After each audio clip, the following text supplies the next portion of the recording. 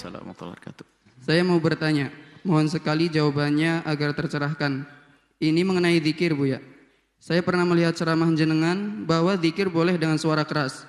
Nah, saya pun sependapat dengan ceramah jenengan. Tapi kebetulan saya menemukan video di akun medsos bahwa di video tersebut jamaah zikir campur baur, lelaki dengan perempuan hingga berjoget-joget, seperti orang kehilangan kesadaran. Dan ada yang perempuan sampai kerudungnya dibuka dan joget sampai auratnya kemana-mana. Di Indonesia banyak sekali, Buya, zikir-zikir yang seperti itu. Gimana pendapat jenengan tentang tata cara zikir seperti di video tersebut? Ilmu saya masih sangat rendah. Di video tersebut ada beberapa yang komen bahwa itu torikot. Tapi kata hati saya, torikot sepertinya tidak demikian. Jujur jika ini salah, saya takut jika aliran seperti ini berkembang. Dan jika ajaran ini benar, saya juga butuh jawaban yang meyakinkan hati saya agar saya tak perlu khawatir dengan hal seperti ini. Terima kasih. Wassalamualaikum warahmatullahi wabarakatuh. Waalaikumsalam warahmatullahi wabarakatuh. Yang pertama, sungguh sangat ketinggalan orang yang masih membahas zikir itu boleh tidak keras atau harus pelan. Suka-suka ente mengangkat suara, yang penting jangan ganggu tetanggamu. Berzikirlah. Sudah umum.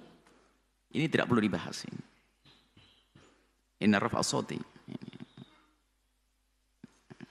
Mengangkat suara. Ya. Bidzikri. Dalam zikir, dalam Bukhari meriwayatkan. Idzan sarafu minal maktubati, di saat mereka bubar melakukan sholat. Karena fi ahdi Nabi sallallahu alaihi wasallam, ada pada zaman Nabi. Jadi Anda berzikir pelan, boleh. Mengangkat suara, boleh. Tentunya adabnya jangan ganggu yang lainnya. Sudah, ini jangan dibahas, ini selesai. Kita kunci. Kalau orang masih, ini mundur dia. Lah ini baru berkembang ini. Ada orang mengangkat suara tapi aneh. Berkumpul lagi perempuan sampai buka aurat dan sebagainya. Sekarang yang perlu kita bahas ini, kita tidak akan bisa menghukumi sesuatu tanpa tahu hakikat suatu tersebut.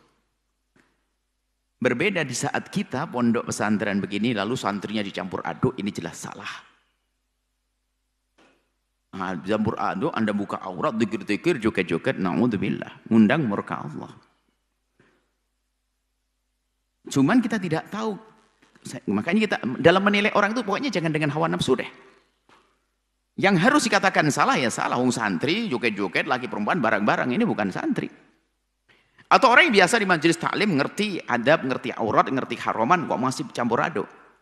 Cuman bisa jadi itu terjadi bukan di tempat semacam itu. Saya tidak tahu hakikatnya, makanya kadang-kadang pertanyaan yang dihadapkan pada kami itu kami hati-hati, takut kita tidak tahu hakikat. Bisa jadi itu adalah orang yang nggak pernah kenal zikir. Di sebuah tempat, orang bekerja, mungkin di sebuah pasar. Atau bagaimana, atau tempat ini lagi perempuan, Masya Allah, tidak karu-karuan. Tapi kemudian dipanggil, kita ngangkat suara sebentar. Boleh mau dengar saya sampaikan sebentar? Apa?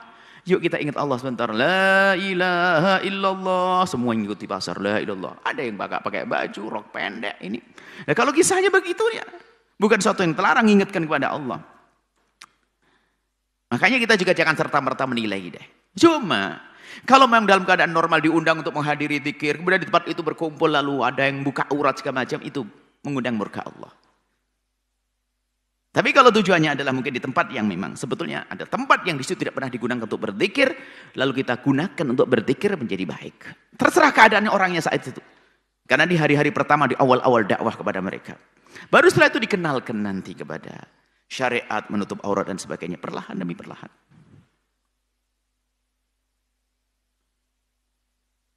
Dan kita pun juga pernah mengadakan satu kajian di tempat yang orangnya tidak menutup aurat.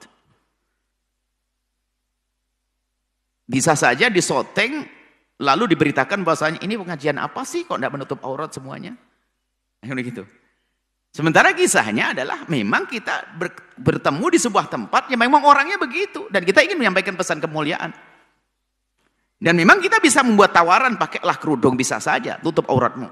Tapi tidak semuanya mau. Apakah setelah itu lalu di-enforce bahwasanya kita mengisi pengajian, membiarkan? Oh tidak, jangan gampang mengatakan seperti itu.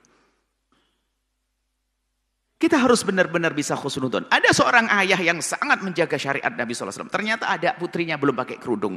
Jangan serta-merta dikatakan nih bapak gombal didik anak aja nggak bisa. Oh belum tentu, mungkin anaknya sudah dididik lama tapi belum pakai kerudung. Bisa saja begitu. Yang jelas kita jangan dengan hawa nafsu menilai seseorang hanya karena itu berbeda politik dengan saya atau berbeda urusan. Lalu saya mau enggak. Jadi kita harus netral. Kalau memang Dia membiarkan menyuruh zikir dengan begitu, ya salah itu. Namanya torekohnya apapun pasti berdusta asrama sahibu torekoh.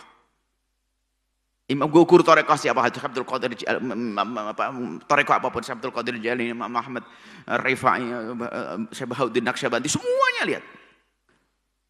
Sama Tijani, semuanya tidak mengajarkan sesuatu yang melanggar syariat.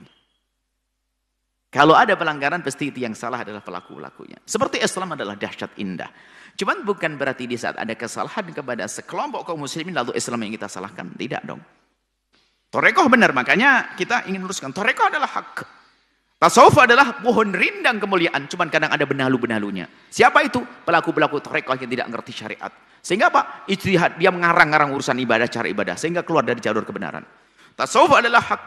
Torekoh adalah benar. Sebab torekoh adalah cara beribadah. Upaya untuk mendekatkan diri kepada Allah melalui cara seorang guru. Dan itu ada silsilah sanatnya, torekoh. Cuman kalau sudah torekoh dibikin oleh orang yang tidak pernah ngaji, tidak pernah belajar, hanya senang dikerumunin orang, lihat dia bisa bikin aneh-aneh. Maka muncul kesesatan. Sehingga yang namanya torekoh, pohon rindang yang indah ini, yang merusak adalah kadang orang yang mengaku torekot. Tasawuf adalah pohon rindang, jangan dipangkas itu pohon. Pohon rindang harus kita lestarikan.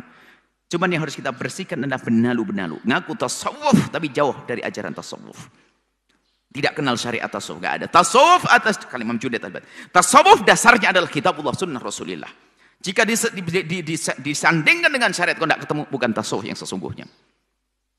Imam-imam tasawuf kita adalah orang beras, Imam Ghazali rahimahullah, Imam Qushairi, Imam Haddad rahimahullah ta'ala yang ratibnya tersebar sana. Imam Haddad. Kalau kita tahu bukunya Imam Haddad, lihat buku tasawuf yang luar biasa, yang indah. Imam Haddad punya tulisan buku tasawuf, lihat. Bagaimana tasawuf? Ya begitu. Tasawuf itu seiring dengan syariat. Bahkan tasawuf adalah syariat, rohnya syariat itu sendiri. Sebab tasawuf adalah bagaimana kita khusyuk kepada Allah, bagaimana kita baik dengan sesama manusia, bagaimana kita ikhlas dan seterusnya. Nah, tasawuf itu biasanya diambil oleh sekelompok yang oleh komunitas atau manusia, umat dengan dalam bentuk torekoh. Jadi torekoh ini biasanya adalah identik dengan tasawuf. Cuman yang jadi masalah adalah pelaku-pelaku torekoh ini. Mursyid palsu. Kata Dr. Muhammad Said Ramadan Al-Buti, guru mursyid, guru torekoh. Di Syam, tidak bicara kita di negeri. Di Syam, itu beliau menyebutkan. Orang yang mengaku murid saja. Ada guru-guru torekoh. Beliau menyebutkan, ada guru-guru torekoh. Untuk menjadi murid saja tidak pantas sebagaimana mengaku guru torekoh. Tidak berpegang dengan syariat Rasulullah. Ya kayak tadi, dikit-dikit ngumpulin lagi permainan. Ini bukan torekoh. Jangan percaya torekoh. Itu mencoreng torekoh. Jangan diikuti mereka. Kecuali tadi yang kami sampaikan, jika itu momennya gimana sih? Kisahnya itu seperti apa? Kalau kisahnya kita datang ke sebuah pasar, ini keramaian, lalu kita ajak, hei amma Allah, yang kamu punya Tuhan, tidak punya Tuhan, besar Allah, ya ingat Allah, la ilaha illallah, la ilaha illallah. Oh, ngajak ingat Allah. Ya keadaannya macam-macam dia.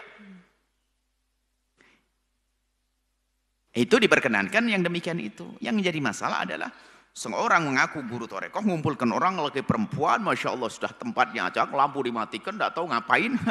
Wah ini kacau lagi. Dan kami mendengar kisah semacam itu, tapi kami selalu di negeri saya itu jangan, semoga nggak benar deh kisah itu. Karena itu mencoreng tasawuf, mencoreng torekoh.